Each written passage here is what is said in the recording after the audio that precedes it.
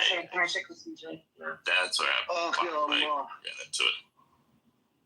There's actually two by the Israeli, I don't know, their consulate or some bullshit they have there. Did you spit at it? I flipped it off and I posted it online. And then I went to the ADL headquarters.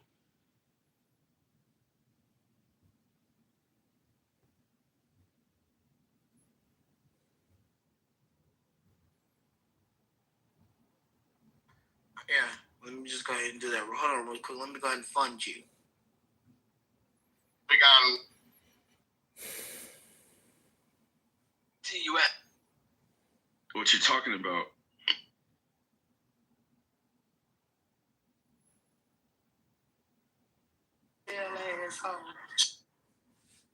كيلو 5.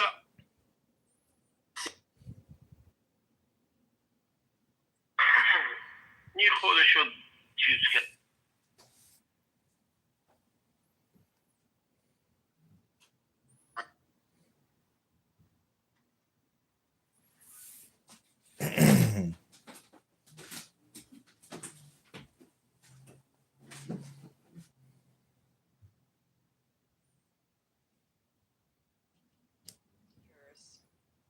That was about the Yom Kippur War or going into Lebanon. Maybe it was the Yom Kippur. Something Tears, Valley of Tears. Do you see that? I'm trying to translate it back to Hebrew. To see if it sounds familiar. Hebrew would be... Hold on, let me find it. It was very good.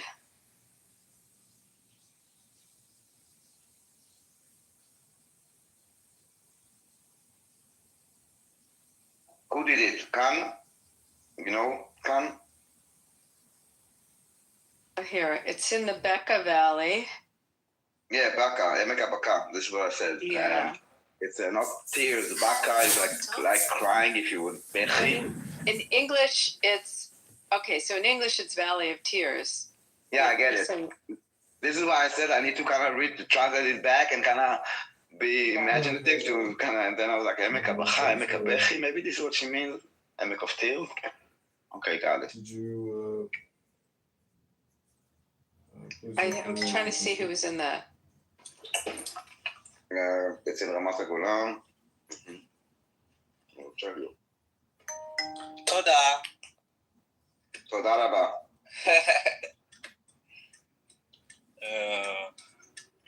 בבקשה. בבקשה. מה שלומך? How are you? מה שלומך? מה שלומך? Do you know my favorite word for the ladies? What? My favorite word for the ladies is matok. Matok is for guys, but Listen, don't lie. To drink. Matok is basically sweet, but it's in a. It's masculine. It's masculine. But it's masculine, yes. Metuka. How do you say it feminine then? Metuka. Can I teach you a great word? Metuka. You want to learn a great word? Say again. I thought you were trying to troll me, trying to say. No. I'm going to teach you a good word. This is a word. No, I thought that I was trolling him, that I said that Matok is for guys and Metuka is for girls. So, I thought you meant I should say it to the guys. No, I'm going to tell you what to say to a girl. I'm going to tell you what to say to a girl. Yeah, I said I understood you. Yeah. No. I say brother, Daniel, yeah, because I know about grammar and how to learn languages, that's how I realized he's talking about the feminine masculine. Okay, so to a girl, you want to call her a hatikha. Well, you know what I mean? I've had a few Levensteins in my life, you know? Say hatiha. Can you say chet? And for the man, that was the only thing that was sort of like interesting, and then everything else was just like pointing out sort of how a couple hundred years ago Luke's ideas were not weird, but now they are, sort of thing. Like, I'm pretty sure that if you go back 200 years, Luke's opinions on a lot of things would have been like, you know, not really all that weird.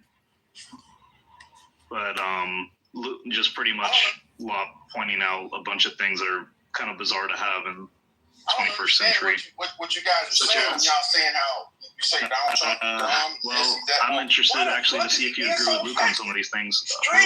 Rosa Parks That's what winning not looks like. sitting at the back of the bus and obeying authority was a sin. Rosa Parks not sitting at the back of the bus.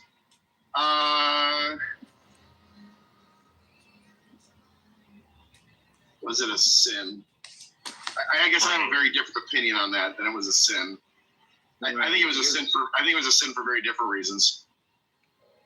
So Luke's rationale was disobeying the state is a sin, even to things that are morally questionable or easy for people to parse in the 21st century, where this is like, oh, Wait, this is why bad. is he But saying it was a sin? Because it was a woman disobeying, or because she was black?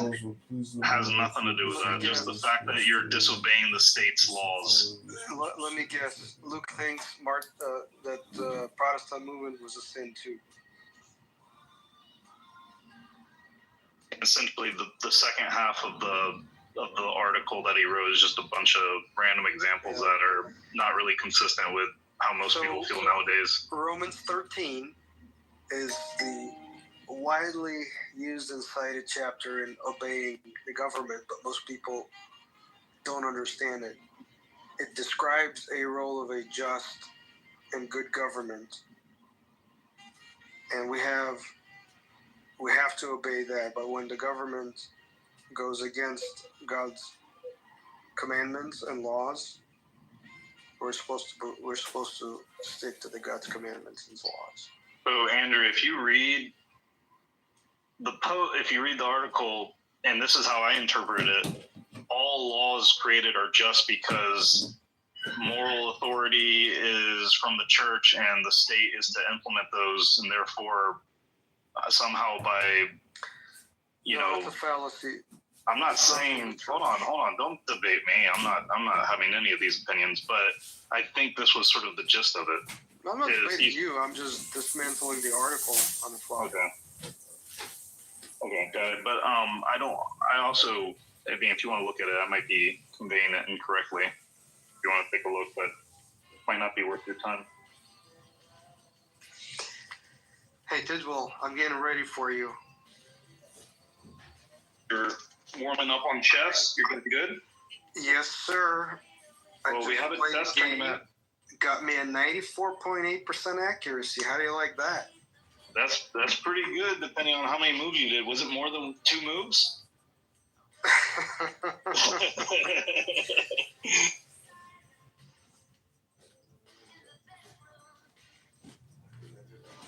When you do chess.com and you do the review and it says like, well, you played as if you had this rating.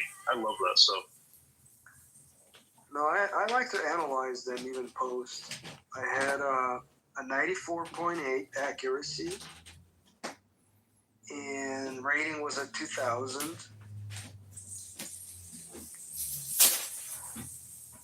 And the reason for that Andrew? is just, yeah. I'm Mike21 on chess.com.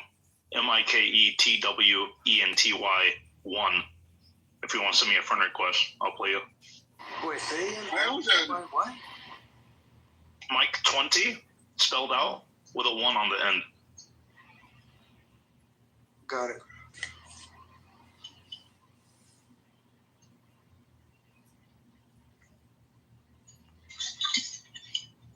I was having so much trouble with chess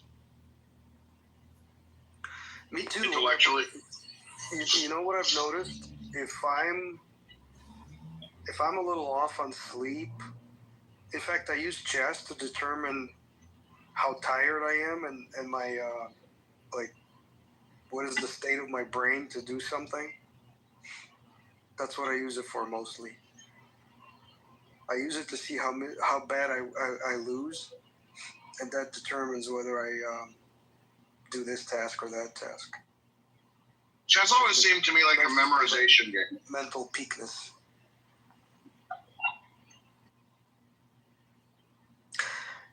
Openings are middle game. I think there's a lot of recognition for middle. You want to hear something funny, John Seth? There's a guy named Magnus Carlsen who plays in blitz tournaments, and he will purposely make the most crazy, stupid moves at the very beginning just to get people off memorization paths.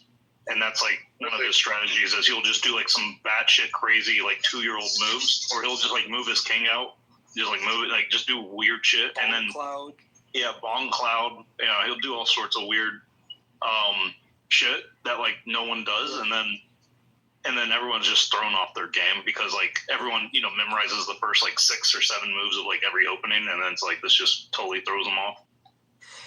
Well, see, what I know about you, Tidwell, is that you memorize the most esoteric lines that people don't expect either, and then you get them that way. I love getting someone. I love getting someone in like a really weird situation where I have like 50 moves memorized, and I just get the dopamine hit. I like lose no time on my clock. They're like thinking, and for some reason, it's just so satisfying. Yeah. See, that's why I'm always bothered by it. It's just like a memorization game, so I never bothered to do it. But this is super specific. Like you have to think of it like this. Like you've heard like the combinations of like the factorial. Like in the first like 6 moves, there's like a cajillion possibilities. There's no way to memorize anything. It's just you can get into specific lines. What? Like I know the math says that, but I just don't believe that that's actually like the reality. I know too many chess players who are like, it just seems like a memorization game to me. It's how I've always felt. It is for the opening. What Andrew said is correct. It is for the opening for a lot of people, but after that opening, there is no memorization. Yeah, then you got to see the few moves ahead and the patterns, and you have to be good at recognizing other things. And that's why people that want to get into chess now, you wouldn't learn like a mainstream line. You'd learn like a style that isn't like a popular opening where no one's really memorized your opening, and then you're pretty much on par with people going into like the game. You wouldn't like if someone is trying to like get you to play a position, like you just wouldn't play it. You'd play something else, and then you throw them off memorization, and then you're sort of on square one. You might be at a slight disadvantage in theory, but you at least get off the memorization path where you're playing this game of who can memorize the best move, 12, 13, 14 moves in. So like most people that are really good, they purposely make weird moves at the beginning just so they don't have to worry about the memorization piece of it. Interesting. Tidwell, you ever dabble into, I forgot the name of the setup where it's randomized a little bit? The chessboard? Okay, so Johnson, listen to what I'm about to talk to with Andrew about. You'll like this. So this is called Fisher 720 or Oh yes, yeah.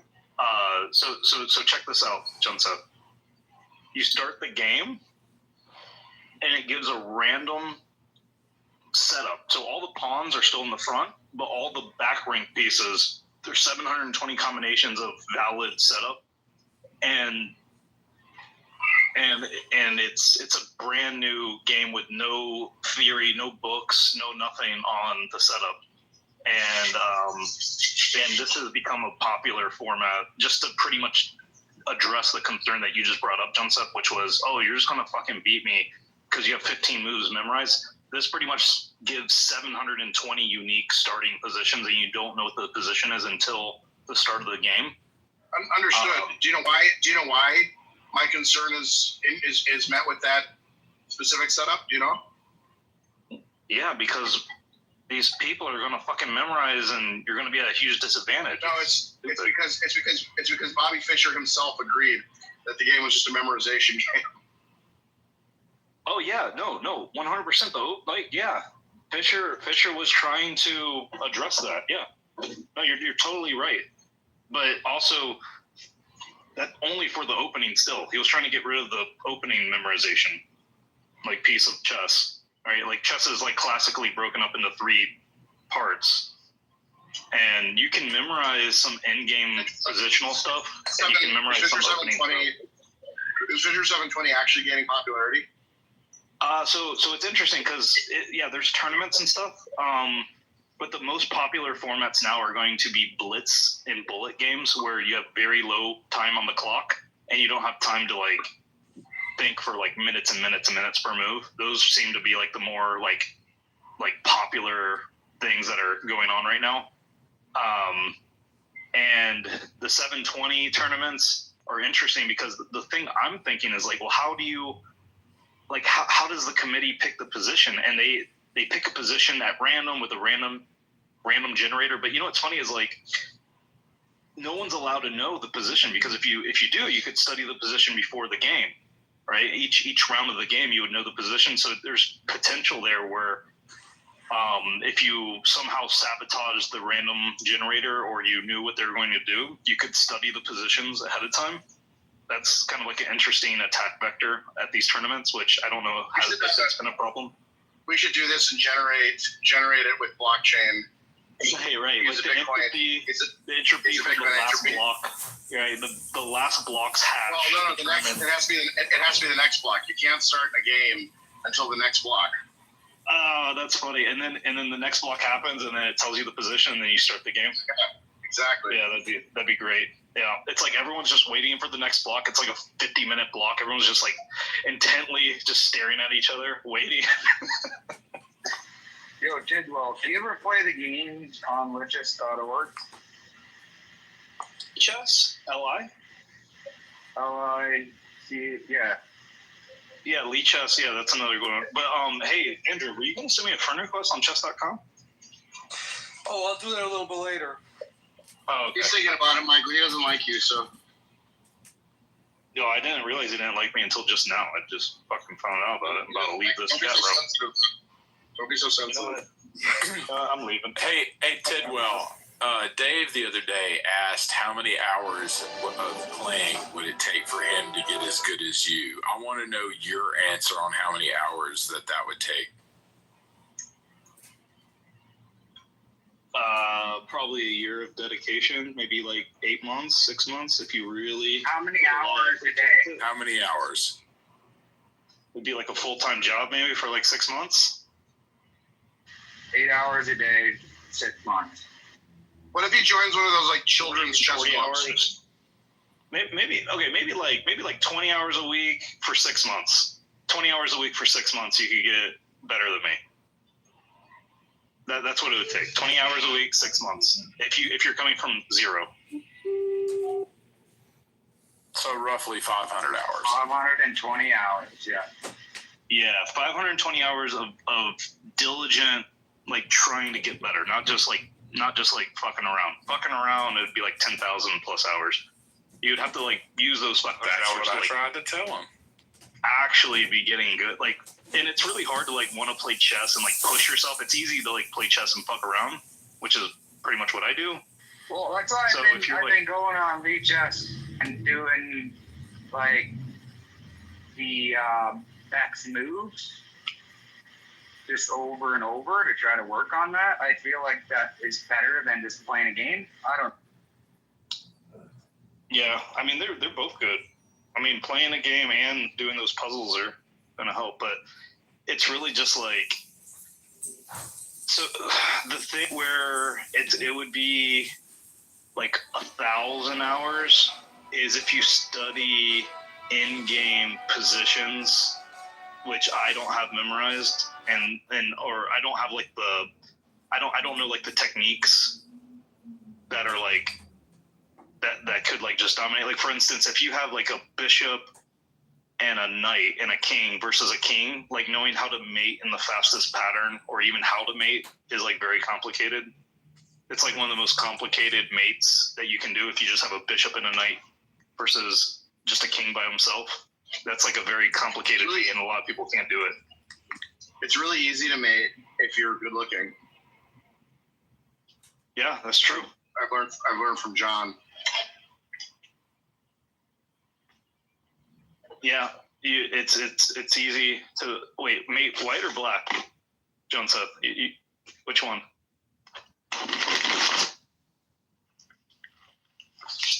You know what I learned from John? Any waitress that smiles at you totally wants to bang you.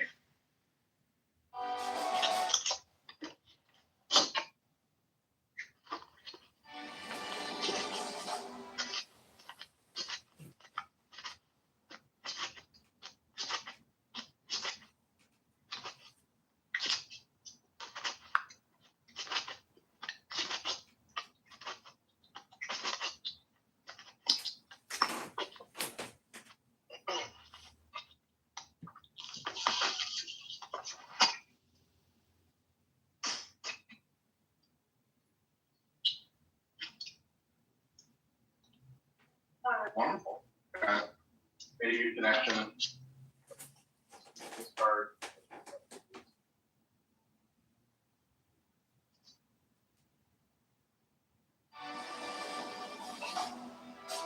Strong comment. He does designs for stuff. And let's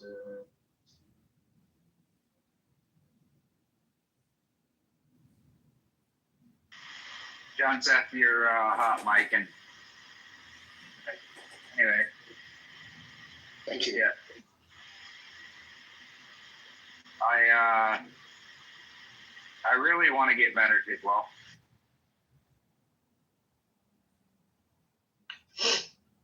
Well, if you really want to get better, you can hire a chess coach, and then that will fucking expedite your learning like crazy. But I mean, that's kind of weird now with all this like online training shit. I don't want to do online.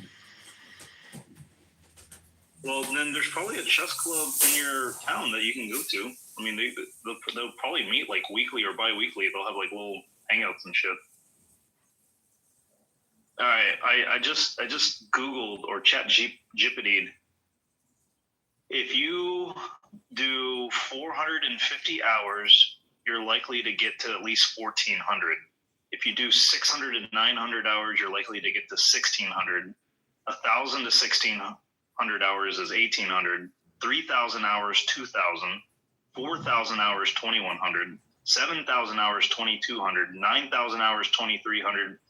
12,000 hours, 2,400, and 18,000 hours, 2,500 usually cannot be achieved. Yeah, but well, there's a component missing here. Like some people, You have to stay motivated that whole time. You interpose like certain brains or how your brain's wired. Spending that number of hours ain't gonna get you to that rating.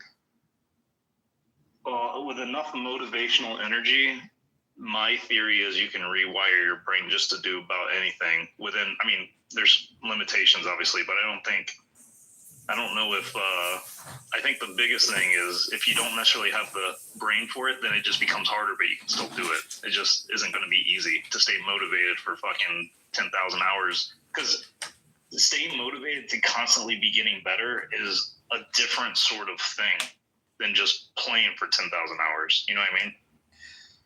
Yeah, I mean, maybe, and you can certainly do things to help rewire the brain. That's true. You could see that from injuries, right? And learning stuff, obviously. But I think, I don't know,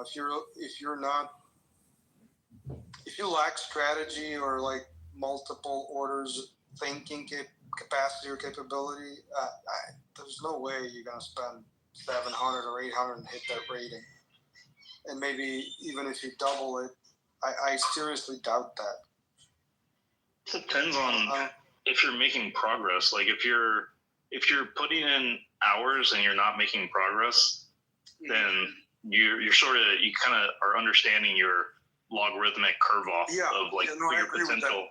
Yeah, so I guess you'll find that out sort of like early. Like if you put in, let's say you sink in 1,000 hours and you're not making the progress that other people are making, that might be an indicator that your top is, going to be a lower range. You're right.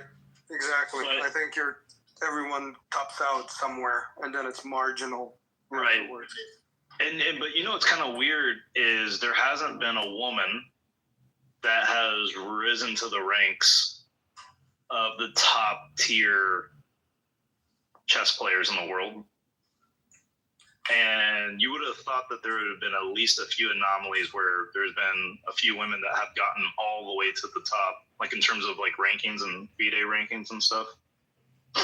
So there is something to be said about like genetics or brain composition or just who we are as humans and stuff with some of this crap. You know what I mean? Oh, Joseph is missing for this analysis. Yeah, unless you're watching Netflix, Kimberly and the Queen's Gambit. In that case, women are fucking dominant. By the way, I really like that Netflix show.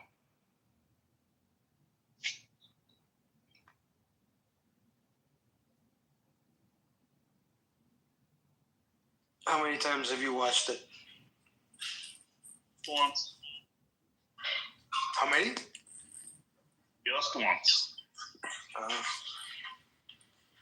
you analyzed the games in the series? Oh, but I do know that some of the positions are real because they were trying to make it like fun, so they actually used like real positions from real games that were like epic. So that was kind of cool that they did that.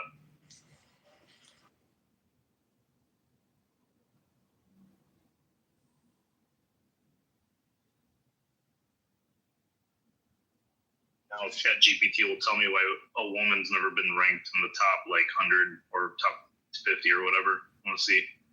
Oh, I might be wrong. 2735, 2000. Oh, look at this. Judith Polgar, 2735. That's really high. Strongest rated lady ever.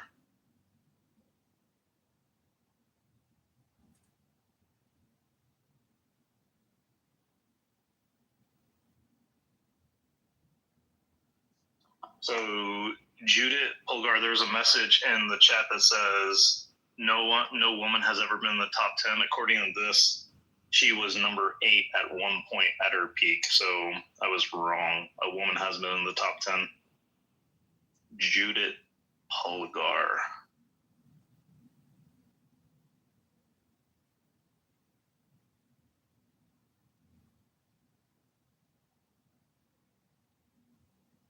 Judith Polgar is a Hungarian chess grandmaster, strongest female ever of all time. There you go. Oh, also, you know, it's funny. I think this is the same lady who beat Gary Kasparov in a game, and Gary Kasparov was like famous of saying that a woman would never be able to beat him or something, and maybe he like also alluded like at his prime he would never be able to be beaten by a woman. And then this lady, many years later, beats him, and it was like a lot of like feminists and a lot of like, you know, chess players were like laughing about this. I remember that happened a few years back. And also like Gary's like super out of his prime, so yeah.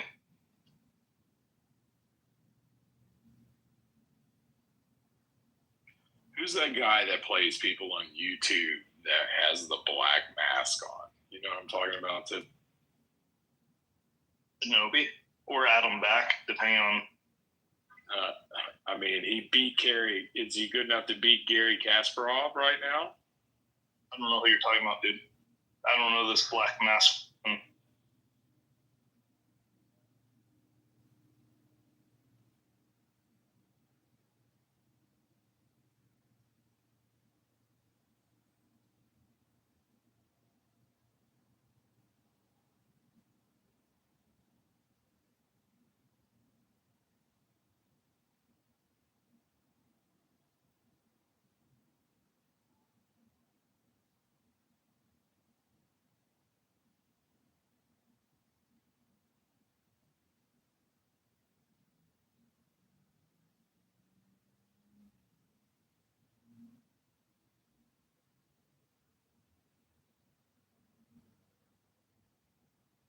I put it in the chat, Tidwell.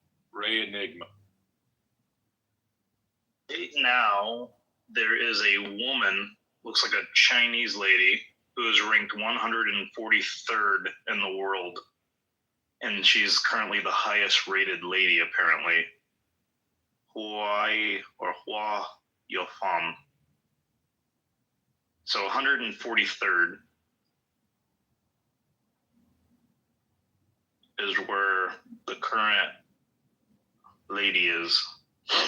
I don't think chess has this idea of transgender woman stuff that other sports have.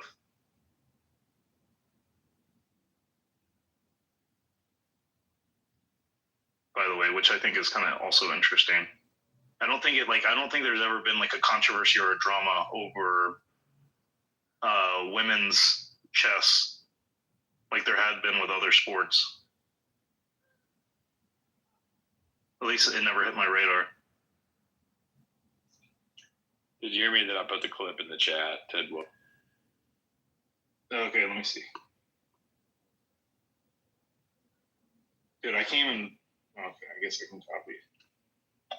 I have to like paste this to like Telegram just to be able to click it. That's retarded.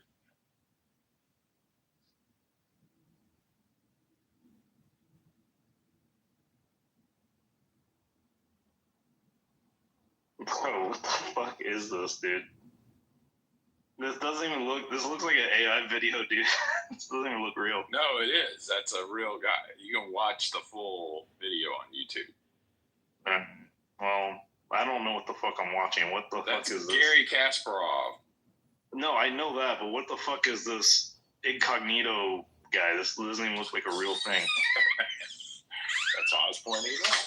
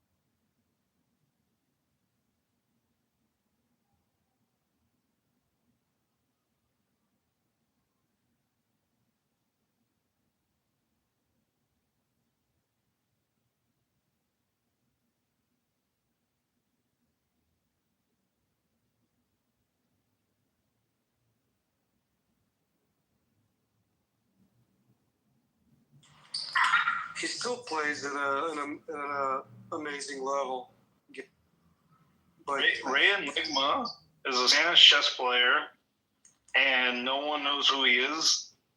An anonymous content creator, 3 million follow TikTok, 2 million followers on YouTube, has played Magnus Carlsen, like all the big names, including Judith Polgar, the lady we were talking about just a second ago. Unknown identity. And then he wears this fucking checkered flag face covering. This is like the silliest fucking thing. I like, how did I not know about this guy? he's got to be one of the known names that just does it, right? Can't be somebody unknown. There's a lot of people that are really good. Oh. Like there's a lot of people that are like in the 2,600 range that like could maybe be like incognito, but like when you get to like the 2,700 plus, like you're pretty much like people like that's like a thing where like. I mean, if you're gonna play in a tournament, you're gonna be known. Right. What I'm saying is there's a lot of people around the 2,600 range that like there'd be enough quote unquote Spanish players around that level to not dox yourself. What I'm trying to say is like if he was really good, he'd probably like. Tidwell, how is that number derived? It's kind of like a credit score, and you just kind of make it up. So if you beat someone with a higher elo than you, you get higher number. If you lose to someone with a lower number than you lose even more. If you lose to someone with a much higher elo than you lose very little. It's just like it's just the ranking, it's the arbitrary ranking system. And each, FIDE has their own database and calculation methods.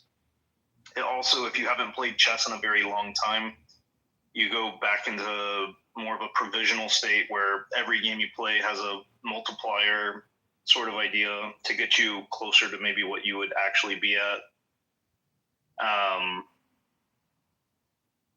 It's arbitrary shit.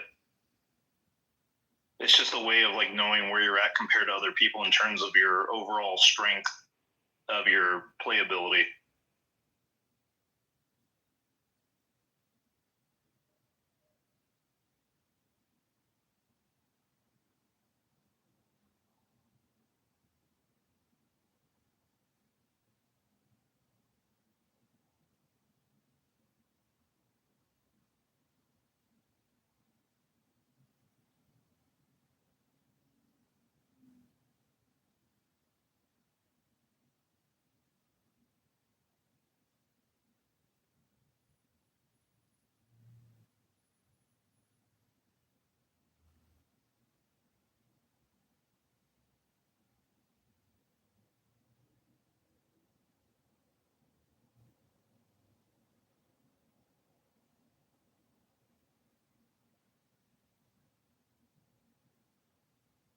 the chat.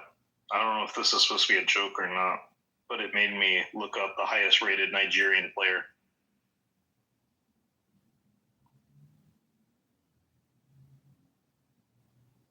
What's their ELO? Highest rated ELO, according to ChatGPT, is 2363, and that was in February 2016.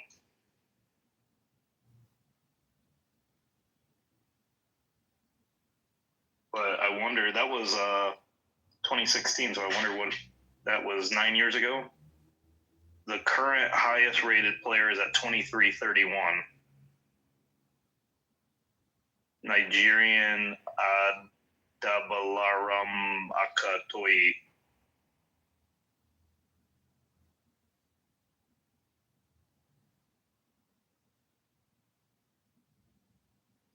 If the highest rated player is a FM, that means they have no international or grandmasters, I assume is what that means. So I guess there's probably like a lot of countries that have like no IMs or GMs.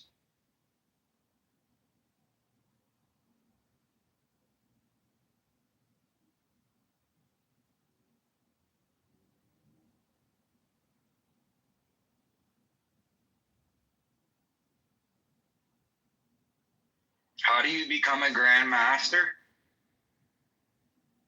You just have to have a really fucking high rating and like win some tournaments and shit. But Yeah, but does it come from winning certain competitions or? That's a good question. I think you have to. I think it's like, I don't know. Let me look it up. But there's 195 countries in the world, and only 88 countries have at least one grandmaster. So a little less, a little more than a third of all the countries have at least one really good chess player, like in the top tier.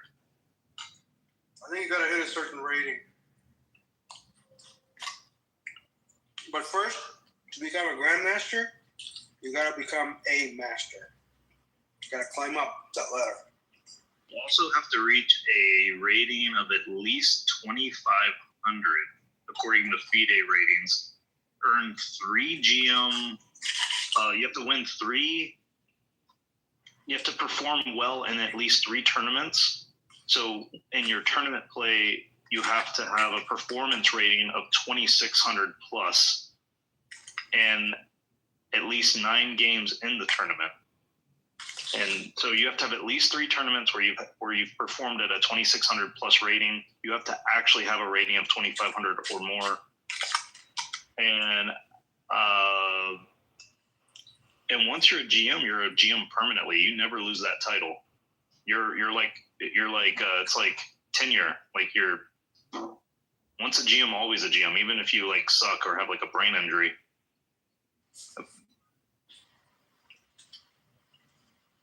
So does that answer your question?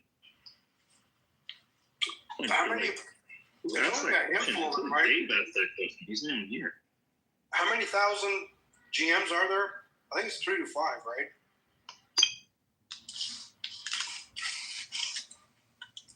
How many like FIDE GMs are there? There's 1,700 and 72, and 41 are women.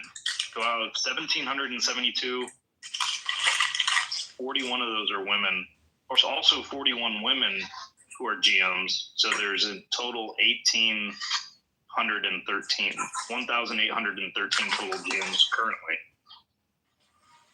That's less than billionaires in the world. That's a club. And you have to also remember, you don't lose that title. That means like, I wonder if that means currently alive people or not. Like I want to.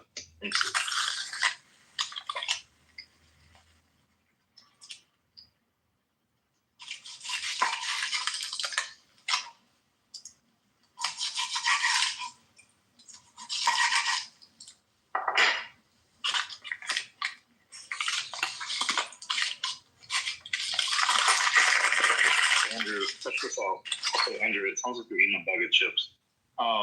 that 1,800 number is not living GMs. That's total GMs ever of all time. Holy moly. Yeah, so that's also the people that are dead, which is real interesting. So that means of all time, there's ever only been 41 women that have been GMs and only 1,772 men that have been GMs. So, Well, in fairness, in prior times, the game hasn't been studied or that pipe. And also, Who's they didn't bonus get has his score? to be GMs by these criteria. It didn't exist before, so some never got it because they couldn't. sure. Good But lord, what's bonus? regardless, this is a remarkably low number.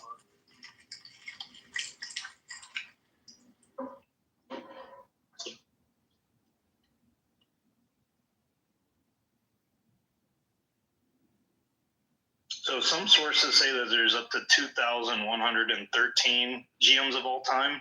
But anyways, of active, alive people, or active, because I think they only consider someone active or inactive. There's around 700 current active GMs that meet the criteria of the 2,500 plus performance in at least 3 tournaments kind of criteria. So, of the total number of GMs that have ever existed, about a third of them are still active, but they don't go into whether or not they're inactive because of they're dead or not, which is kind of have to read between the lines on some of that.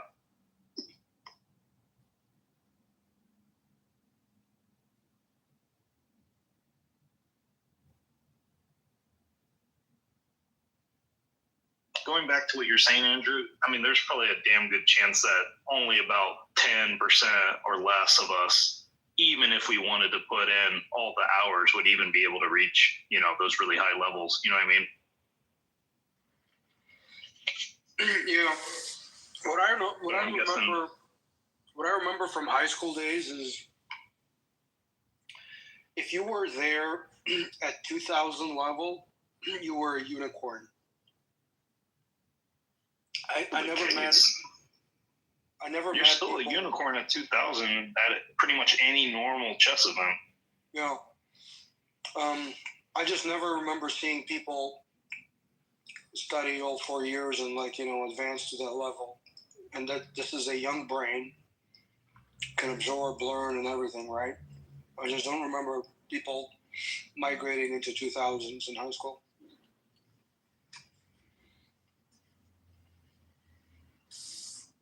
They were kind of already there, more or less. Cool, which I like, is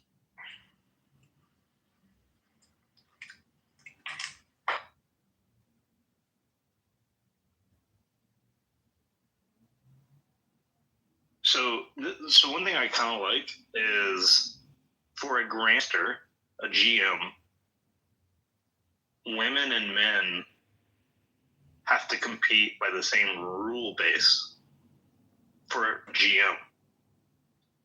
So there's no hey, handicap, you have to have a lower rating or whatever, but they do have something called a WGM, which does have a lower rating, but a woman can get a GM title as well. So they I think this is probably a fair way of doing it, where it's if you want an actual, they don't just call it a GM, they call it a WGM, they make it specific. So they make it where GM is gender neutral. And then if you have the lower ranking requirements, they call it a WGM. But then there's women that get the actual GM status, which they differentiate on, which I think that's probably the right way of doing it.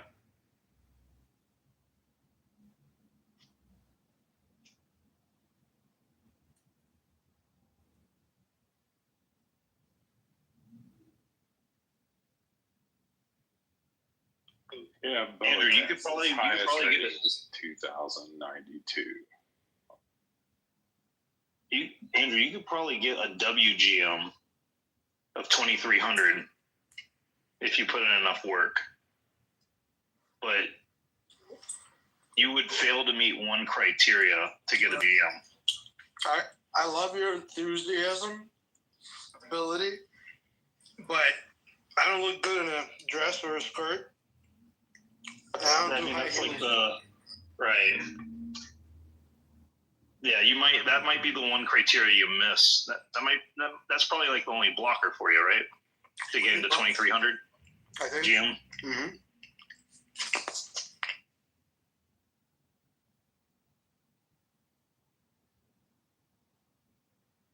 Are you guys talking about becoming trans chess players? That's what he's telling me to do. Although I was making the observation that chess never hit my radar that chess dealt with any sort of trans drama like other sports. But there are different rankings for men and women. So if you want a GM, it's race neutral. You don't ever there isn't specific criteria for a GM.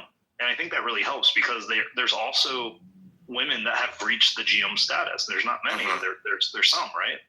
And I think that really helps with like this sort of thing. And there's also a WGM, but they never call that a GM. That's always a WGM, like a women's grandmaster. But the women that are actually good still get like the actual top rank GM stuff. So how many female GMs are there? Oh, I'm glad you asked. I have this all queued up for you. You ready? Yeah, hit me. So one thing that's interesting is GMs are measured like it's lifetime. It's not like how many are currently alive. It's like ever and active. So there's ever only been roughly 2,000 GMs ever in like all of history. And of that, 41 have been women. That sounds about right. And of those women, one reached the top 10. She was number 8 in the world, Judith Polgar, Hungarian. And the next rated highest lady ever got to position 143, just to give you sort of a distribution. So Judith was an extreme outlier. So not only was she a woman that got to the top 10, but like the next lady up, like wasn't even in the conversation. You know what I mean? What is it about the female brain that makes it less good at chess? Well, I'm glad you asked that because women treat their pawns like children, and it's less likely that you're going to want to sacrifice your children on the chessboard. Now, men, on the other hand, are more brutal, and they're willing to sacrifice their children for the greater good. Is that true? No. It sounds good though. I think it's funny, or I was trying to be funny on the fly. I'm not as good as John Seth and you, but I'm getting there. There's not. So I mean, I would imagine there's not as many women that are interested in chess to begin with, but certainly many women do play chess. Like, I mean, I don't know. When you go to a chess tournament, how many women are at like? What's the percentage that are women? The younger you are, the higher the distribution of like it being super mixed. And then it gets weeded out as you get older. It's kind of like kids with gymnastics. Everyone like under 5 or 4 years old, like it's just pretty much 50-50, right? And then as the kids get older, it's like, where'd all the boys go, you know? You know, I've tried like occasionally to get into chess and it just never has been interesting to me. I'm just not interested in it at all. Right, you know? Right. You might be a woman. It's fine. Maybe that's it. Yeah. I think it's because I wasn't. Nobody in my family played chess, so I wasn't exposed to chess at a young age. I didn't play chess until I was like 25.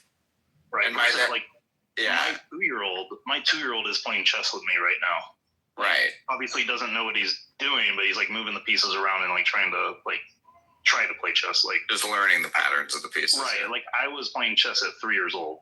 Right. Similarly, like just understanding like how the pieces move early is gonna like help you, even if you don't have like the brain composition to ever like be like top tier. It's gonna like put you way ahead of other people who like never like really looked at it. You know what I mean? Yeah, I don't know. I don't know why. It's not interesting to me, but I do appreciate people who are like when I said the chess tournament and you blundered and then went on tilt. That was very interesting to watch. Like I was like curious to watch it, but I don't know. Like playing chess is boring to me. But it's like was that the tournament where I like totally fucked and won on time? It was a Bit Block Boom tournament, and you made a mental mistake against Rockstar, I think, and then you went on tilt and you kept making mistakes because of your one mistake. You like couldn't forgive yourself for your one mistake. Oh, is this the one where Rockstar beat me? Yeah, Rockstar ended up winning the tournament, I think. So we did another. So the next year, you beat yourself. Really, I watched it, and you beat yourself in that moment. So the next year, Rockstar comes to TAPComp, and we play like 6 games. Rockstar and I play 6 games with an audience, and I go 6-0 against them. And then the following, I go to Bit Block Boom. This is me like now I'm like, oh fuck, I like got mad, that I like lost the way I did.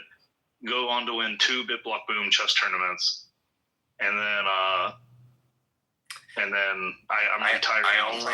I only saw the one where you lost. So to me, I know. You are a loser. Yeah, I know. I'm sorry. It just is what it is. I know. I'm still kicking myself because of it.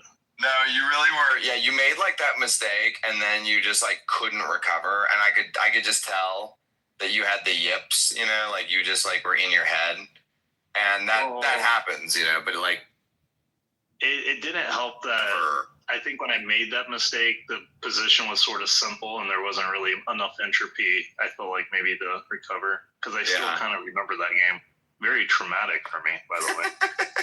What is your ELO ranking or whatever?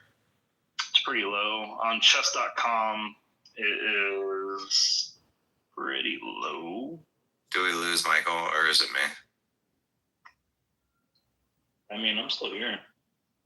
Couldn't hear you for a second. Let me see. My stats are not impressive. My highest ranking is about 1,600, which according to ChatGPT, pretty good. According to ChatGPT, if you spend 600 hours actually trying to get good at chess, you should be able to reach the level of 1,600. If you spend 600 hours trying to get good at chess and like having like a study plan and wait, hold on, intense study, regular coaching, and serious play, and 600 hours, you too can be this good. Okay, so I just need to put in 10 hours a day for 2 months, and then I'll be as good as you are. If that's I mean, get a coach, regular coaching, serious play, intense study. Yes, I'm gonna do that, and then just show up at Bit Block Boom or TAPComp and just destroy you. Yeah, that'd be so funny. It's like so unexpected. It's like, Hollow, what are you doing here? Yeah, I just got good at chess, bro. What's up? Oh, I've been good at chess. Yeah. Like, how did you make it to the final round? Like, what happened? I like strategy and stuff, but I just, I don't know. Chess just ain't my thing, dog. Did you ever meet Ella? She was the captain of the Harvard chess team. She's a Bitcoiner. She used to be on this app, but she hasn't been on the app for a while. Dude, if she was on a college chess team, she's probably way better than me. Captain of the Harvard team. I know. She was probably... I'm guessing she was like in the 2000s. I think she had a 2000 something. I can't remember what it was, but it was a 2000 something. And she was... there was a time in here, Michael, when she played like 6 people like at once and defeated everybody like in 5 minutes. It was like, and all 6 people were like pretty decent chess players. It's so crazy, like how very smart. She went to work for a hedge fund. If someone's rated like 2,000 and someone's rated like 2,100, the difference there is so immense. Like it's so kind of like what is like a Magnus Carlsen? What's his rating? like 28 something, 2,900 something. So it's like really up there. Is anyone at 3,000? Well, I mean, Magnus at one point was 3,000, but these ratings, when there's only like a few people over 2,800, these ratings don't really mean a whole lot. It's just really relative to like, because if you're at, let's say you're at 2,900 and the next rated person is 2,700, who are you going to play to up your rating? You know what I mean? You can only lose. You need to like have other people get good so you can like boost yourself up. So it's like kind of inflation resistant, if that makes sense. So there's it seems like Magnus is on the downslope in his career. Is that right? Like I said, like these numbers get inflated and deflated naturally as. Oh, I mean, not about his number, but more like he was so dominant, nobody could beat him, and now people are starting to beat him. No, he's super dominant still. Didn't the Indian guy beat him? Decided. Yeah, but I mean, when you play a fucking 100 games, you're gonna lose a few here and there, and those are gonna make big news. Yeah. Like he's still super dominant. Is he the best? Is he the best chess player that ever lived? Well, this is a good question because he lived in the age of computer engine learning, and Bobby Fischer didn't, right? So it's. What about like Gary Kasparov too? Well, I mean, Bobby Fischer was arguably better than Gary, but better than also Kasparov. Right. I mean, arguably speaking, Bobby Fischer was the best player ever without computers, and Magnus Carlsen was the best player. Period. Granted, tool set and stuff has evolved, right?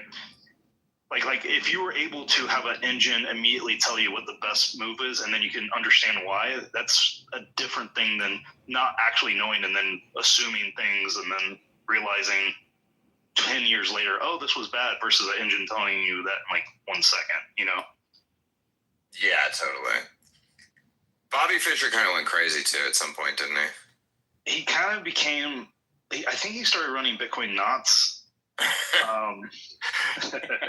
He became like anti-Semitic. He became he moved to Iceland and started ranting about the Jews and stuff. Yeah, and then he was ahead of his time. The quality of his play went down like significantly. Yeah. Like he went Kanye before it was cool. He was the best American chess player ever, right? Like there's never been a better American. No. There's this guy named Hakuro that is American, who is considered to be the best of all time, pretty much. Oh, really? He's better than Fischer? He's been like a top 3 player for like a decade. He's like a Asian American. If you're talking about a real American, I actually enjoy watching the Battle of the Minds. That is a chess match, like a high level chess match. It's actually kind of interesting as a spectator sport, But like, yeah.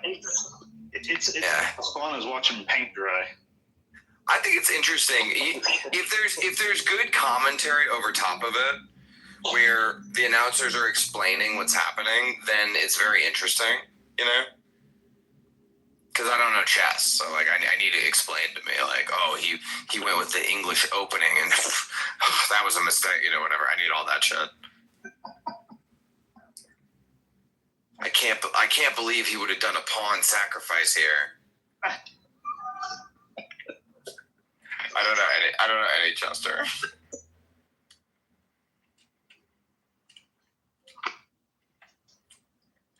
Dude, the thing about Hakuro is he's like a Twitch streamer, and he's like a personality. So like he makes more money from his Twitch stream than he does from like tournaments now.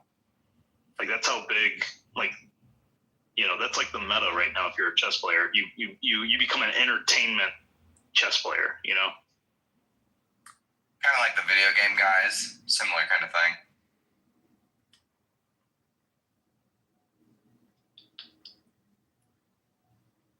Michael, who's the best Bitcoiner chess player? Was it Jimmy Song? I beat his ass a few times, but he is good. But Did you beat him? Yeah, I beat him. I didn't. Michael's very good, except for the one time I was watching. Yeah, I mean, honestly, that tournament I was in should have been mine, but it wasn't because Huddle was watching me, and I get very nervous when Huddle watches me. I'm disappointed because I watched you too, and I've never seen you fumble it.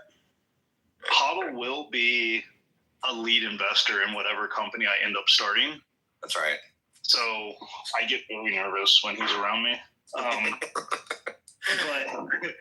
the Hikiro Nakamura is his name, and he's rated 2816, number 2 in the world.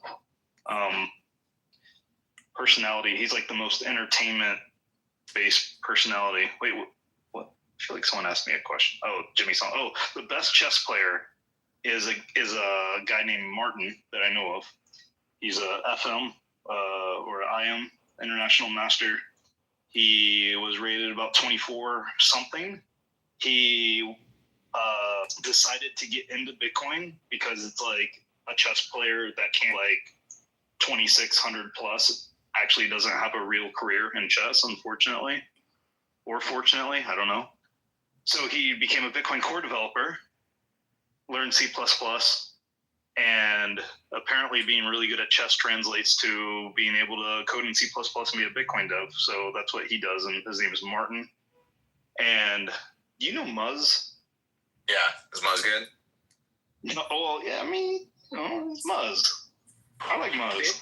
Zell is like a ranked player. Oh, Zell is too? Yeah. David Zell, yeah. David, Zell, right? Whatever. Just Zell. David Zell. But what I was gonna say is the Muzz ran a tournament at TabConf. Found out, so Martin just dominated me. I mean, dominate's the wrong word. He gently put me to sleep. He won pretty easily the entire tournament, and Muzz got upset that an international master entered the tournament without identifying himself. And I think this is kind of funny. People have like conversed with Muzz, right? Like Jarvis, like you know how like he sounds and like his personality and stuff. He doesn't seem smart. Oh, come on, let's be nice. No. I thought that's what you're saying. Like, I'm willing to believe. No. Just his personality is just so like, look, man, like, oh my gosh, like, like, this is not right. Like, it's just like, I don't think he's dumb or anything. It's just he comes off like in a sort of a like, kind of like takes life, kind of like. No, I think we're saying the same thing. Anyways, so yeah, this is the only chess tournament. He comes off like a stoner, like bro, right? But like almost like it's like a defense mechanism, so he doesn't have to take life too serious, kind of thing. But like, I do think he's like kind of smart. Anyways, he is smart, yeah. Obviously smart. I actually like him. It's just he has this obvious like character. I feel like that he's playing that is now his actual personality. Like I don't know if that's true, but anywho, he just made me laugh. He's like, this isn't right, man. You know what? I'm gonna take he's not gonna win the money. No, he can't. No, we're not gonna do this. You cannot win the money. And this is the only time I ever like have seen any chess tournament where someone won and then they're like, no, you're too good. And he's like, well, I'll donate the money. And so he donated the proceeds. How much money was it? I don't know, like probably less than $1,000. Yeah. And in today's money, probably like way more than $1,000. But at the time, I don't know, like maybe like $300-400 max. In Bitcoin terms, yeah. In Bitcoin terms, like probably $2,000-3,000 now. But he donated the money to the communist, to the woke. What did Max Kaiser say? The woke, transgender, trans, sexual. I don't know. What is? Yeah. Anyways, that's horrible. I want that on. I think. Which trial? The Trump assassin. Oh yeah, he tried to stab himself in the fucking neck with a pen. Yeah. Seems like a really stable. No, I saw that. Seems like a very stable individual. That was the guy who was hiding at the Palm Beach golf course, right? Yeah. Yeah, that guy fucking, what a whack job he is. Tried to stab himself in the neck with a pen. In the, like, middle, nah, of, dog. in the middle of federal court. That's a Yeah. dramatic moment. Yeah, I saw did you see the illustration of it? Sketch, yeah, it's great. Yeah, I know, it's crazy. The illustration is one of the craziest things I've ever seen come out of federal court, because usually in federal court, those sketches are everyone's very dour, you know, and just kind of morose. And this is like a very lively scene, like the most lively scene I've ever seen, I think. The sketch, like, they have all of the walls at the courthouse. They have to frame that one. It's got to. Oh, it's a very exciting. The illustrator was probably like, "Oh my god, this is the best day of my career." Why do they do, Zach? Do you know the etymology behind like why they do those illustrations? They don't like cameras in. No, but I know that. But why in that specific style? Oh, and yeah. Good question. I don't know. But I'm sure. You know what I mean? Like, yeah. Couldn't you take a photo and then turn it into an illustration? Like, couldn't you have something a little more detailed? Not allowed to have cameras at all. It must be that is like the quickest way to draw things in real time. Would be my guess. It must be, right? Yeah, it's like watercolor, and they're always like very quick, brief. Yeah, I think it might be like crayons or colored pencils. But if you ever go to a federal court, you can see the guy like doing it. Why is it so like? It seems like we should have more transparency to what happens in federal court. Like, what is the rationale for them keeping cameras out? House rules, maybe. Yeah, I'm not sure. I mean, the transcripts are public. I know, but don't you think we, as the public, kind of deserve a higher level of transparency with federal court? Well, it's also open to the public. You can go. Yes, but it's open to like however many people can fit in the courthouse, and like I think the rationale is like federal judges in particular are really supposed to be immune from any kind of politics, and having it be like a national news spectacle in real time might undermine that. I think that's what it's about. But like the press goes, there's plenty of reporting. Ordinary people can go. Like I went to both the Samurai and Tornado Cash trials, and I see those are open to the public. I didn't have any special access. I just walked in, and like I don't know, you know, the states draw lines in different places. I think some states don't allow cameras, but the federal system may choose not to allow it. The U.S. Supreme Court also doesn't allow cameras, but they do allow audio recording. Right. I don't know. It just seems like we should demand a higher level of transparency from our government. But is there something like that having video would be transparent about, that a word-for-word transcript plus allowing the public access and reporters access doesn't give you? Like, yeah, I think crowded courtrooms, they do a spillover room where they have closed caption. You could watch what's happening on CCTV. I think it's because video is more.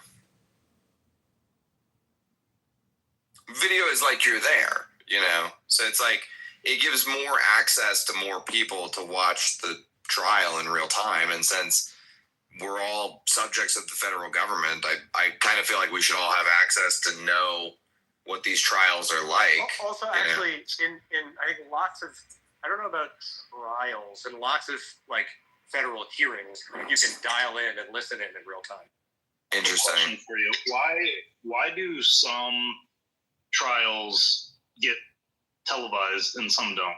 Well, federal trials don't. That's what we're talking about. But federal never does, and state trials, it's really based on like interest, and then sometimes judges can bar cameras from the courtroom depending on, you know, like whatever, like lots of different factors. Like I think the OJ trial, they at one point barred the cameras from the courtroom, right? Like the cameras were in there, and then I think at one point the judge was like, "This is too much of a circus. It's disrupting my courtroom.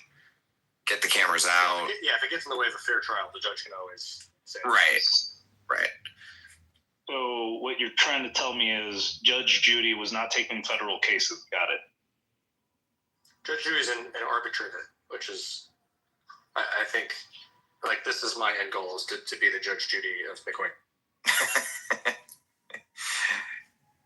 I consider myself the Judge Judy of Bitcoin, Zach Shapiro. Zach, you know where your stage is. It's there for you when you want it. Also, it's so easy to enforce. You just do a 2 or 3 multi-sig where the parties each have a key. Right. It's like the easiest thing in the world. There you go. Here's your music, Zach. Dun, dun. Zach's on the bench. Knott's first core. CSAM. It's also basically unregulated. You don't need you don't need to be a lawyer. You don't need to have been a judge. Like, if you want to be an arbitrator and people are willing to bind themselves to your decision, you can just be an arbitrator. Zach, are you familiar with the contiguous bytes argument? No. So the fact that CSAM, which is a new term I think for everyone, Nope, unfortunately I've heard that one. Well, this is new for me at least, but CSAM having contiguous bytes versus in the witness is distinctly different, and the government and laws will come down, because it's contiguous bytes instead of being separated every, whatever amount of bytes. There's a small 1 byte separator. Have you heard this argument being made by Luke and others? I haven't, but I would be very skeptical of legal arguments being made by engineers. Well, this is currently the Steelman argument for not running core. It's part of the Steelman for not running core, verified by Luke yesterday. I would be willing to stake a lot of money on there is not a reasonable legal theory that gets you in trouble for child porn images if you run core. Man, has anyone just told Mechanic this on Twitter? And Zach, they get mad at Zach for saying. Yes. They get very mad at Zach for saying things like this. They accuse him of all sorts of things. Okay. Well, this is, what's funny is 5 months ago, I was thinking this is sort of like a nothing burger, but because of the attention and time spent on it, and it's the literally a campaign to sow fear, uncertainty, and doubt. Like, this is one of the most textbook cases of actual FUD I've ever seen in my life. Right, but what I'm trying to say, well, sure. The point I'm trying to make, in case it's not clear, is I really do think that this is doing damage in terms of effort to combat and question and answer endless pits of concerned, upset FUD.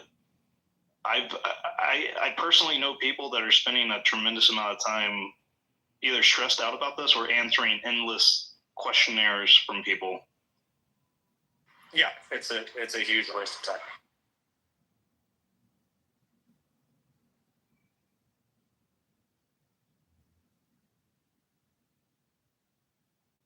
Well, we talked about this the other day and landed on a pretty decent analogy. It was like arranging books in the library that points to a URL. Was that the one? Anyway, running a node and not it's not the same thing as downloading a child porn.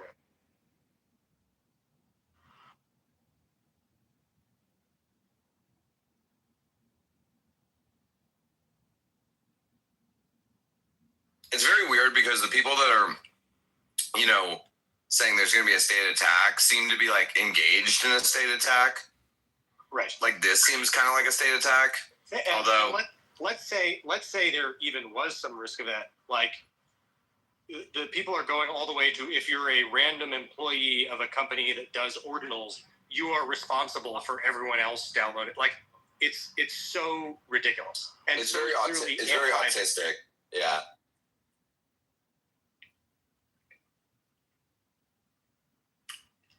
The CSAM thing is just an emotive argument, by the way, because they didn't. It's true because they didn't come to it until very recently.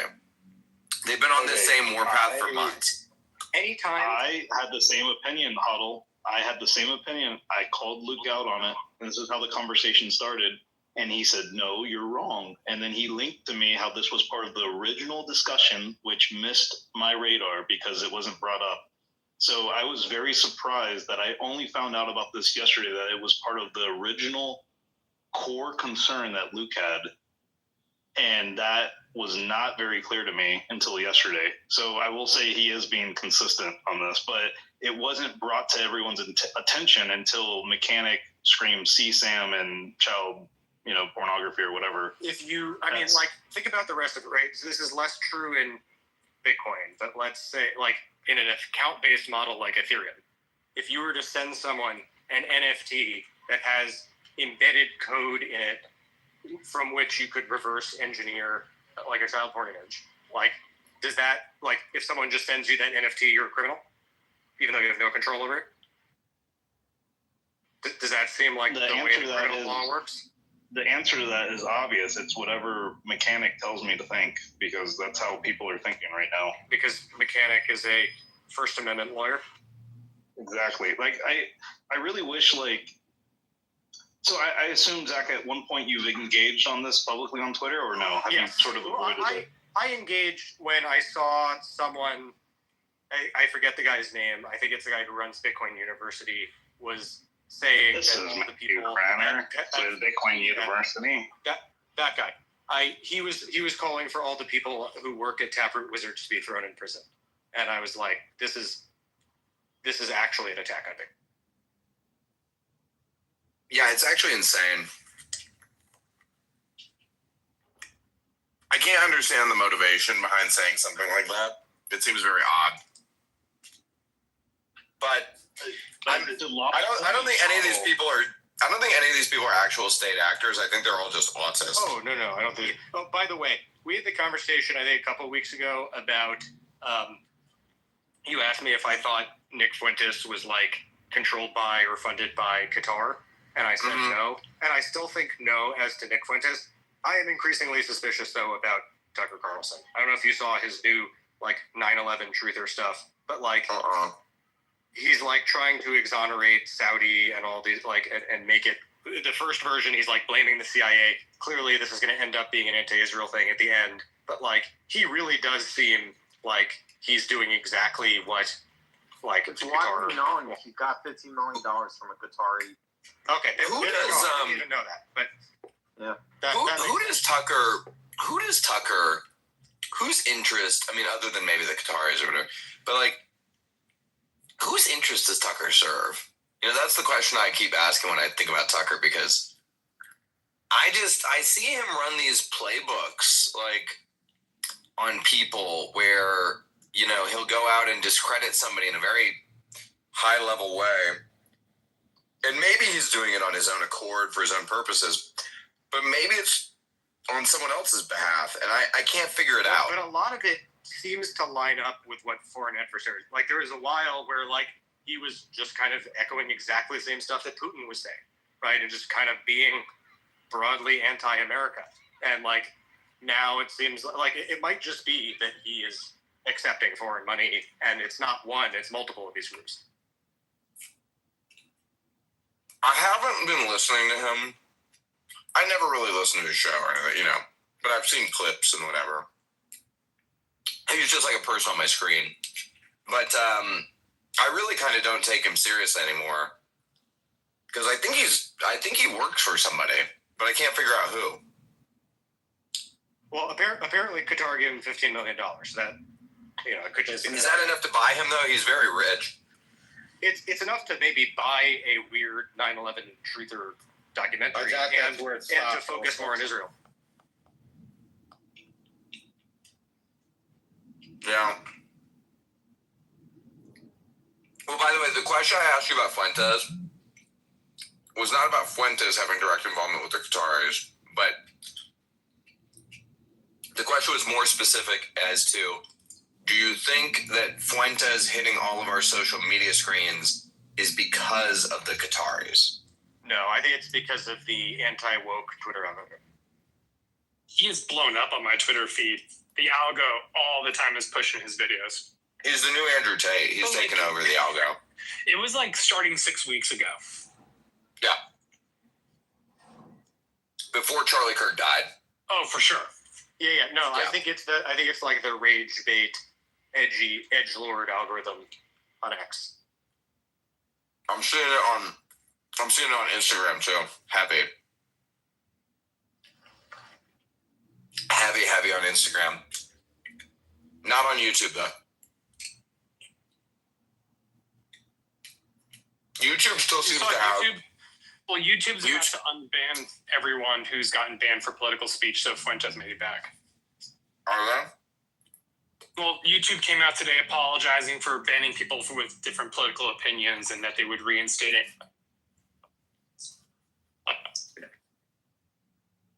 I don't trust it.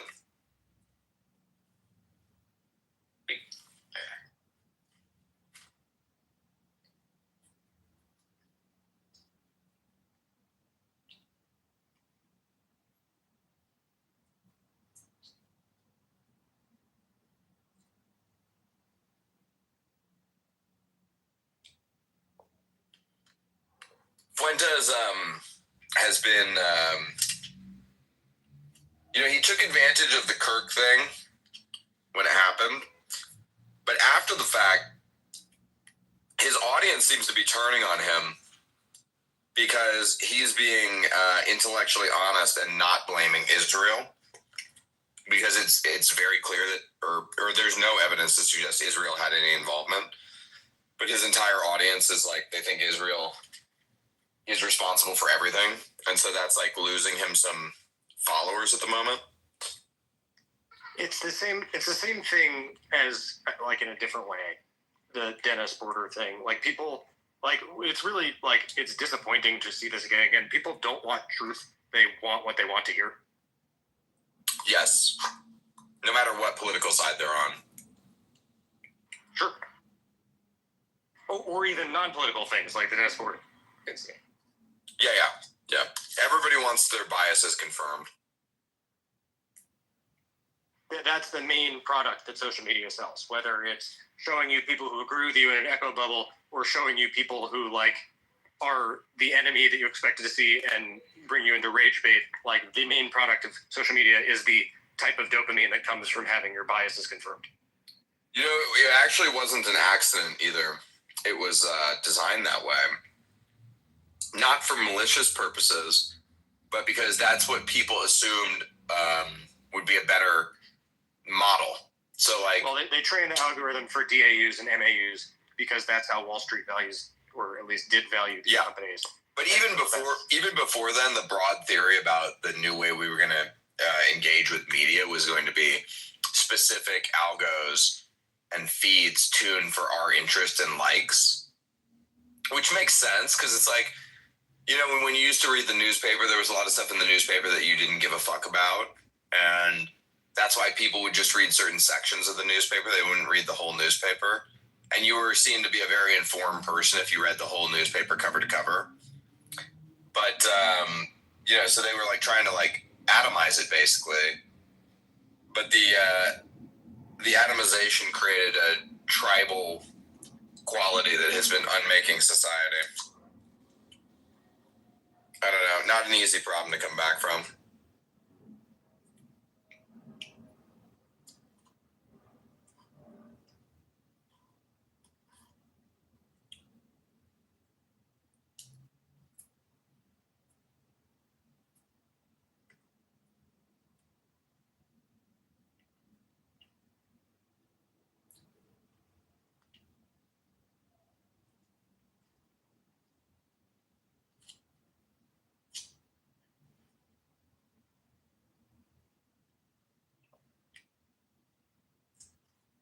I think the Charlie Kirk thing, at first glance, I thought was good for Fuentes.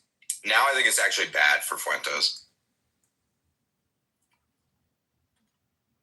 Because Charlie Kirk has become such a martyr, and Fuentes really was his mortal enemy.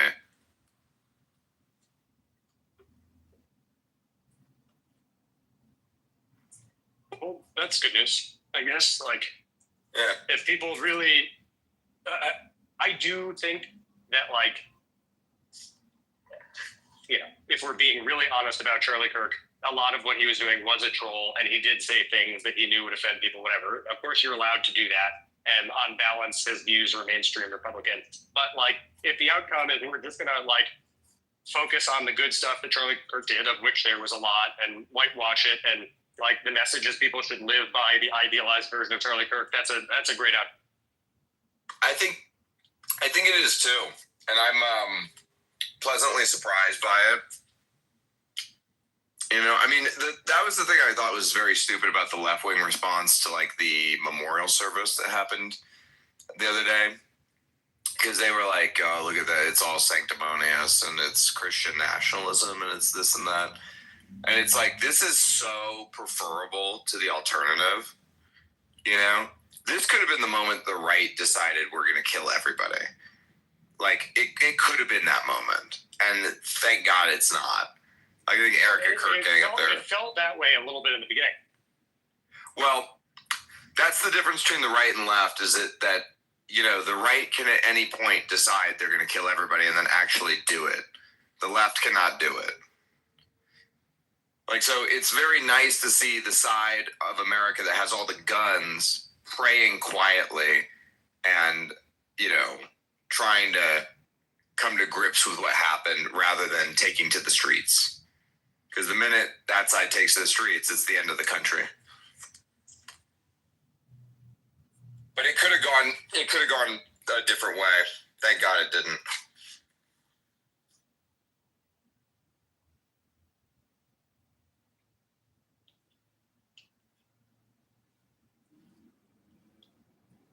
Do we think this is the end of Dennis Porter? Like, I am surprised actually at the level of, like, I thought everyone knew that his chick was overhyping stuff and like they were stupid for falling for it this time, but people are angry. I need to read some of the tweets. Like, if you go to his people are upset and just universally flaming him. He deserves it. Yeah. Oh yeah, it's just surprising given that like he's been this way the whole time. I don't understand how people are just figuring this out now. You know what it is? It's about the Bitcoin price. So people are really, this bull market has really sucked, and people are really starting to get annoyed by it, and they were looking for a reprieve, and they thought his announcement would pump the price basically, and it didn't happen, and now they're furious with him.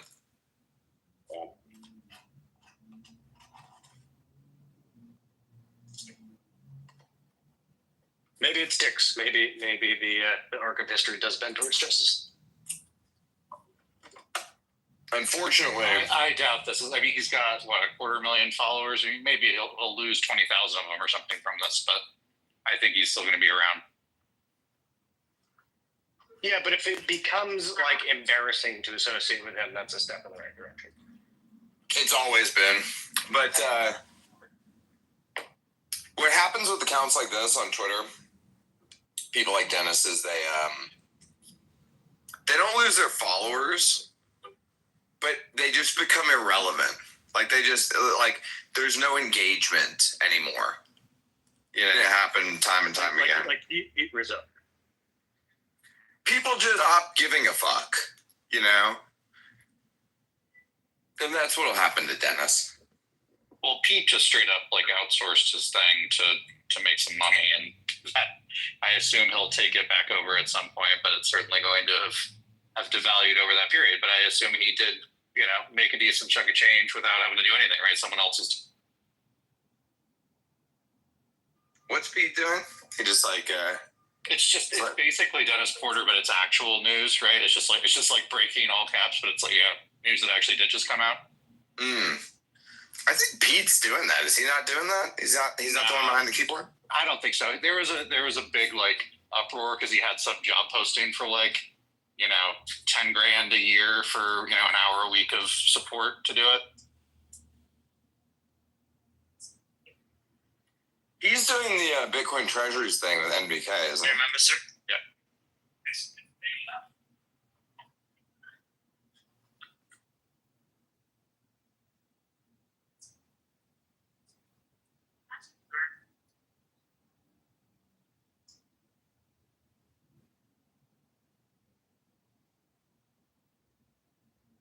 Yeah, I think he's doing a few different things.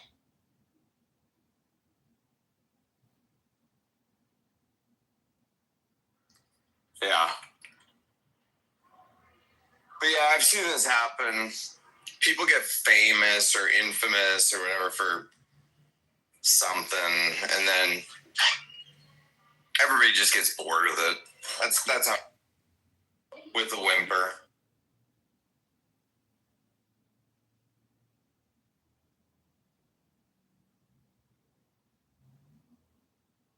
There are 180 public companies in the world now with Bitcoin on their balance sheet. That's according to BitcoinTreasuries.net. Strategy is the largest, the most prominent of these so-called Bitcoin strategies. Really sort of coined the concept. The company was one of a number of industry leaders in DC last week as well, pushing for the strategic Bitcoin reserve bill. So joining us now is Michael Saylor, Strategy's executive chairman. Michael, it's great to speak with you. Yeah, thanks for having me, Morgan. Okay, there's a lot to get to, but first I do want to start with the fact that there are reports that you were in Washington last week meeting with policymakers about this strategic Bitcoin reserve bill. How are you advising lawmakers right now, and why is the case there to create a strategic reserve? Well, I think Bitcoin's good for the nation, and the country would benefit. We did buy something like 78% of the entire United States for about $40 million over the past 100 years or so. So I think the United States ought to own a large part of cyberspace, and Bitcoin is the next frontier. What does it do to prices, especially as they've been chopping sideways, even coming off a little bit recently? You know, I think the real story in Bitcoin right now is corporate adoption. We've got a consistent acquisition of Bitcoin by the big ETFs like BlackRock, and that's taking up all the natural supply, and they're doing that on behalf of institutional investors. But these 180 companies that are capitalizing on Bitcoin are buying even more than the natural supply being created by the miners, and they're putting upward pressure on the price. And I think that as we work through the resistance of late and some macro headwinds, we'll actually see Bitcoin start to move up smartly again toward the end of the year. At the beginning of this year, you and I in January sat down, had an hour-plus conversation at the ICR conference about this very idea, Bitcoin treasury, what you were doing at Strategy, and where it made sense for others to potentially adopt a similar concept as well.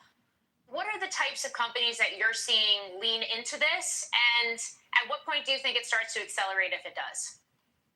Well, I think you've got two types of companies. You've got operating companies that would otherwise be returning their capital via dividends and buybacks, or they would just be holding low-yielding money markets.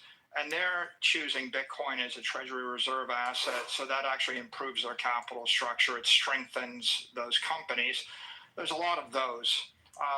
And then there's a second sort of company, the true treasury companies.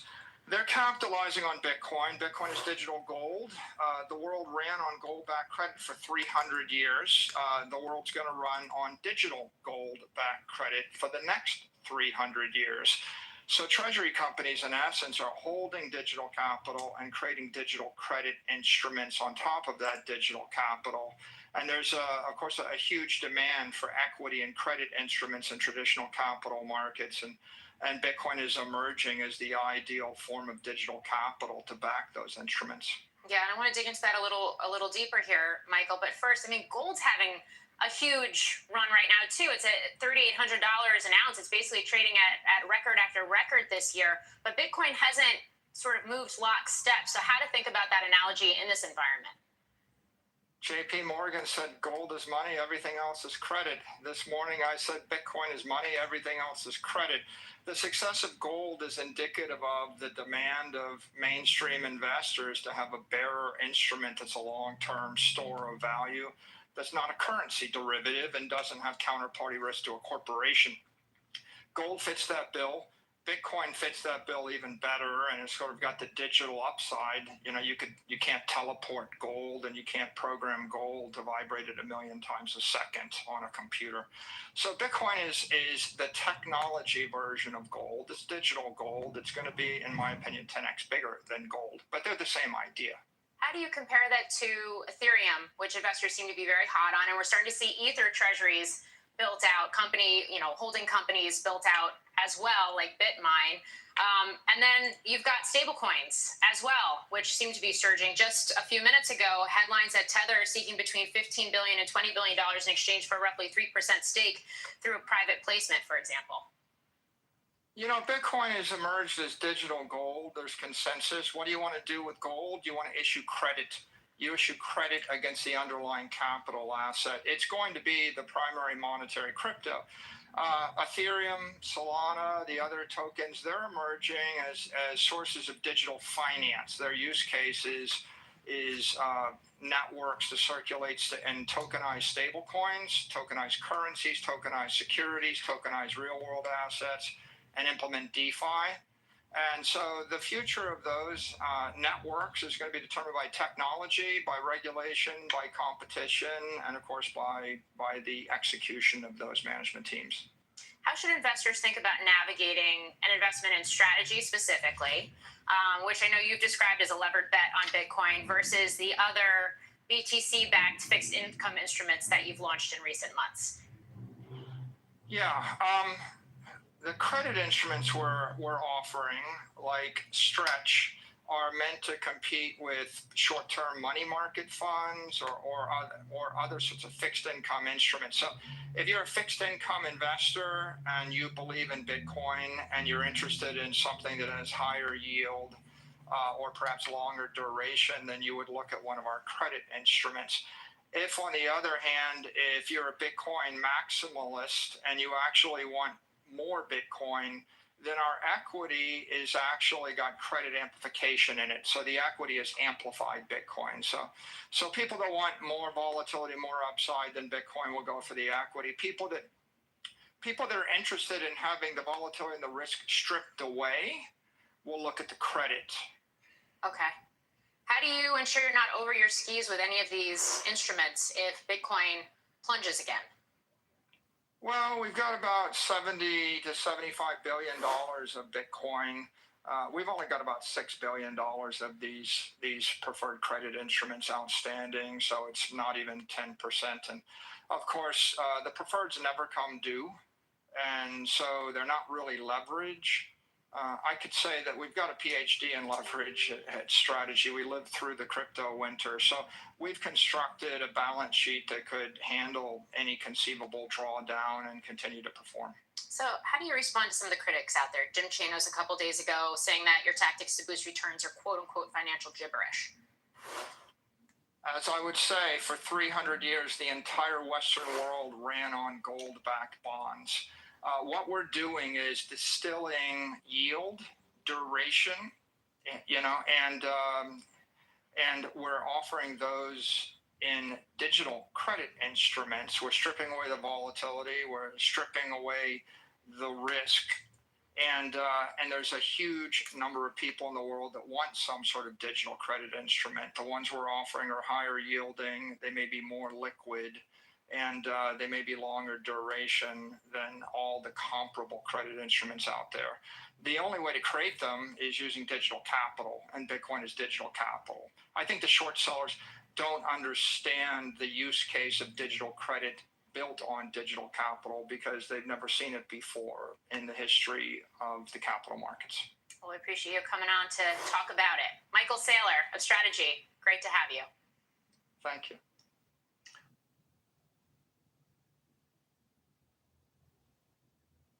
Man, does this motherfucker have anything new to say?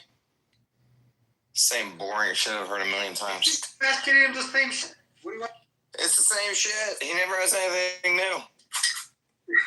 Bitcoin's an ethereal fountain in cyberspace where you can go and, I don't know, keep your money safe from calamity or whatever. Like, cool. We get it, bro. That's the message, yeah. You gotta keep saying it. It really is, like, I feel the same way. Like, Bitcoin never changes, so to say about it never changes either. Andrew, do you know anything about the Tether pipe deal? Ooh, what's Tether got going on? Well, it was just mentioned and I looked it up, but apparently they're trying to raise like $3 billion at a $500 billion valuation. What for? For Tether or for Bitcoin treasury stuff? I don't know. I mean, I just know it seems like it's for Tether. It's a good business, man. Yeah, I don't understand why they would want to raise other than to just, I don't know. Like, it seems like they have more money than they know what to do with. I know, right? Like, what is the point of the raise? Maybe it's to pass the hat and basically get some strategic partnerships going on. Yeah, or just like have more, I don't know, the safety of being in American markets. Like, well, yeah, that's what I was saying. Like, you invite JP Morgan Chase into your deal, and then suddenly, like, you know, you can make phone calls to regulators. Oh, they're raising 15 to 20 billion for 3% stake. God damn. God damn. Man, isn't it amazing? Any of us could have thought of Tether at any time. There was nothing unique about that idea. The young kid did. I know. Good for him. Yeah, it's through, I think Cantor is acting as their lead advisor, which I'm like 1 degree away removed from the kids running Cantor who went to Stanford, and I'm friends with some guys who are in their frat. Apparently they're like pretty dumb, word on the street, but well, the rest of the people at Cantor are not dumb. So yeah.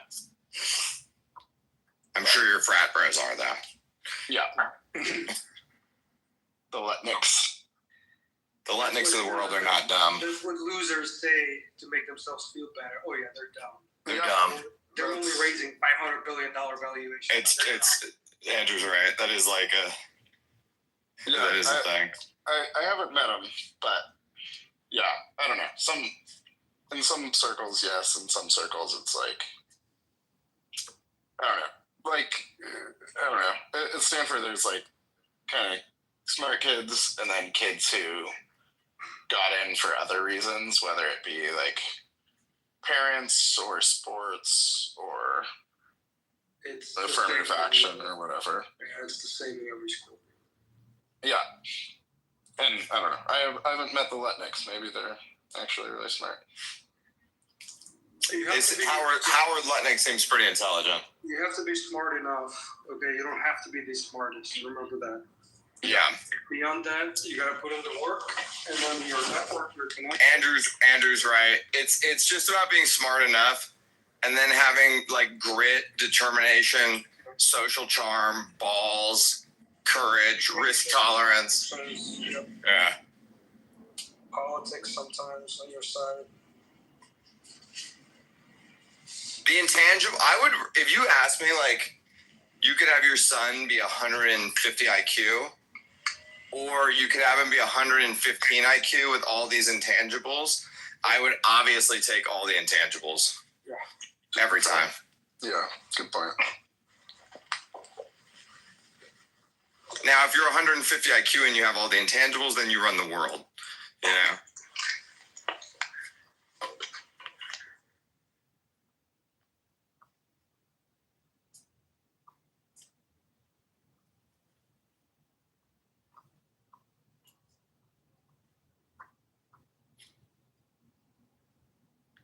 Just being good with relationships is worth infinity dollars, you know?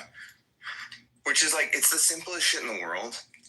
It really is just treating people like they matter, remembering their name, caring about what they think or what's important to them. Like, if you can just do those things, you can be a billionaire. It's shockingly rare how few people do those things. Hey, Steve, how's your wife? Are you guys still living over in Belmont? Did you get that new house? That's worth $1 bajillion. You know? Asking about the kid by name. Uh-huh. Well, is your daughter is your daughter still over at Lark Hill? That's a great school. You know, that's worth $1 bajillion. Like, seriously. You know, that's a 100-year-old book from Carnegie. That's all it is. Yeah, it's true. I still tell people to read How to Win Friends and Influence People, and almost nobody ever does. Warren Buffett said it was the best thing he ever did, was take Dale Carnegie's course. And that's Warren Buffett, you know?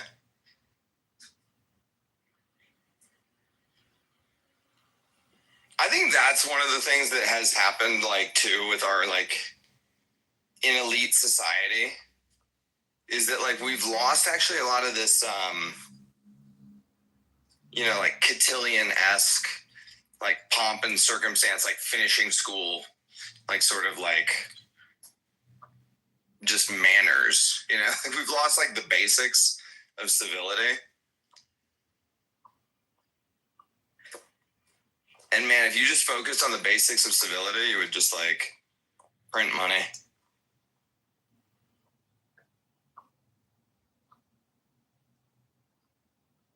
I saw this tweet a long time ago. I really agreed with what it said. You want the shortcut? There is no shortcut. Like, fucking do everything correct. Treat everyone with respect. Show up early. Be on time. Do the right things. Care about your customers. Care about your employees. Care about your business partners. Still make time for your wife and your family. And you're this and you're that, and your friendships. It's just about doing a million things correctly. That's the secret. But all the things are easy. They're simple. That's the thing. They're all simple things. But if you do them consistently, like, there's like a Tony Dungy quote where he says, winners don't do extraordinary things. They just do ordinary things so fast and so often and with such precision that it becomes extraordinary. But they're all just ordinary things. You don't win a football game by flipping over the defender to catch the football in the end zone. You know, you win a football game by consistently blocking, like consistently, you know, making the defense fear the run. Just basic shit. Same is true in life and business.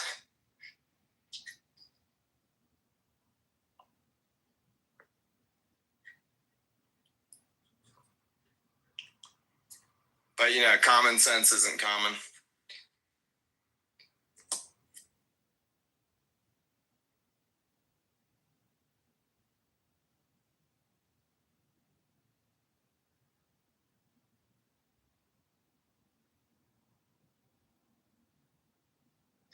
Andrew, did you see that Elon Musk has been tweeting scripture since the Charlie Kirk thing? Yeah, remember I tweeted you? I'm like, what's going on? Yeah. You know, that's, I think it very much affected him. Yeah. Because he realized it could have been him. You know? That they would say this sort of same horrible stuff about him if somebody killed him. Yeah. Well, I hope he attends church or something.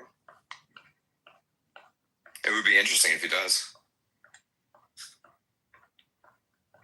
The Elon Christian arc would be fascinating.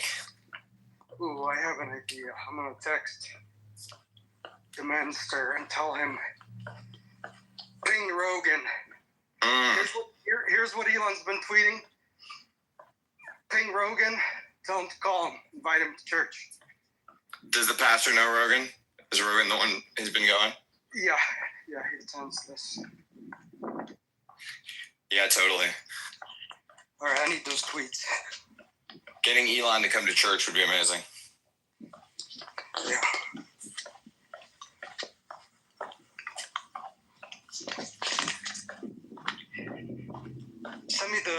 Where's this tweet about the scripture thing? Where's it? Do you have it in front of you by any chance? I'll have to find it.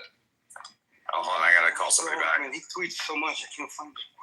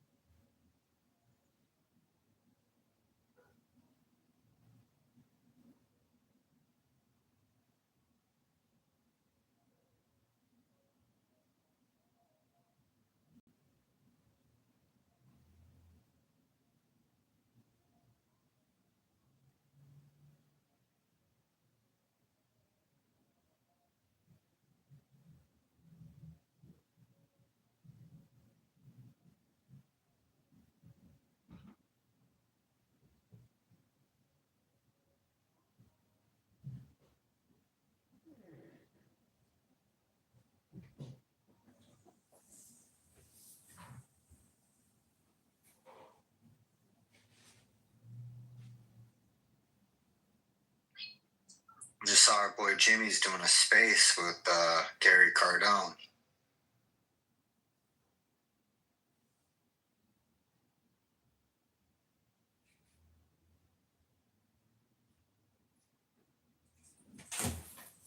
Sounds like.